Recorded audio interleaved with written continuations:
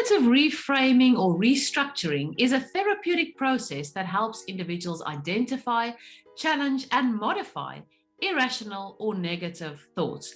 That's quite a mouthful. Stick around and we're going to figure it out. My name is Nanette. I studied to be a teacher years ago. I've been in the field of special needs and particularly autism for the past 15 years. And I'm also a mom to 3 young children myself. So cognitive reframing or restructuring, it sounds a little bit daunting, but it really isn't. It's actually quite simple. And the best thing is we can start working on this today, and it's not that difficult. For the first couple of days, I want you to start focusing on what you tell yourself about yourself.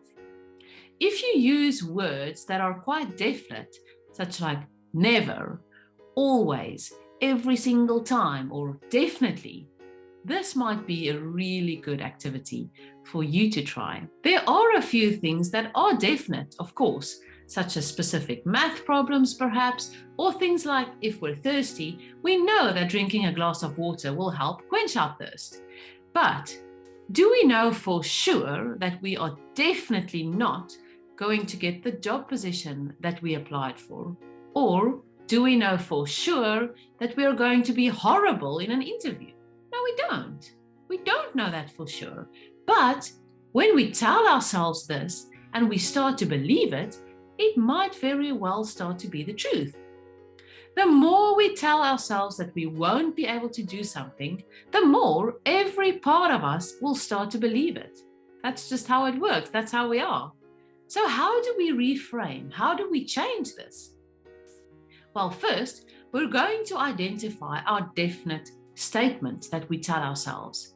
Then we're going to change that to a more probable experience, and we're also going to show a little bit of emotion in those statements. For example, if we may be telling ourselves, I'm definitely not going to get the job, we can change this to, I get a bit nervous in interviews. This gives us something that we can work with, something that we can work from. Now we can work on the feelings and emotions that are part of this experience, and we can prepare for the interview. We can watch videos to help us prepare, to help us know what to expect. And we can give ourselves a little bit of credit for trying this and working on it. We are improving ourselves through that activity and through those practice runs. Let's try with the following statements, and I'll do one with you, and then you can do 1 or 2 by yourselves and go and try this in your own life too. We're going to try reframe a statement, and I'm sure that this is something that we've all told ourselves. So you might be familiar with this statement, but we're also going to give ourselves a coping skill. Think mindfulness to manage the emotions that we're feeling because of these statements. So let's think of the first one. My child is struggling every single day. Perhaps this is something that you've told yourself. Now let's reframe that a little bit. Our child is not struggling with everything every single day. We might reframe it and say, I'm worried because my child has a hard time taking the bus to school in the morning. Perhaps it's how your day starts. You see your child struggling, you're worried about your child. And what can we do about that? I'm worried because my child has a hard time taking the bus to school in the morning. Now we've got something that we can work with. We can work with, I'm feeling worried. How can I deal with that? How can I ease those worries a little bit? Why am I worried? Because my child has a hard time taking the bus to school in the morning. And unfortunately, at this stage, that is just what needs to happen. My child has to be on the bus in the morning. How can I help my child with that? How can I ease that for my child a bit? What can I do to help them? Can we practice the bus ride a few times? Can we send something on the bus that's going to make it a little bit more enjoyable for them?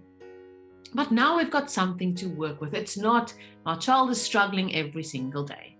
Here's another one, and you can try reframe this statement.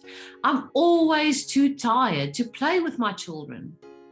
Or another one, my children are never happy being with me. And I'm sure that we've all experienced this and maybe even said these statements to ourselves.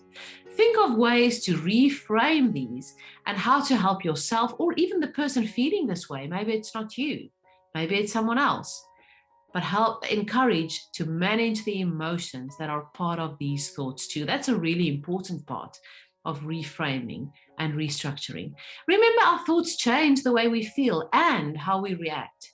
If we can work on reframing our thoughts, we give our emotions and reactions a better chance of coping more successfully. And therefore, we also give our children a calmer parent. We can do this.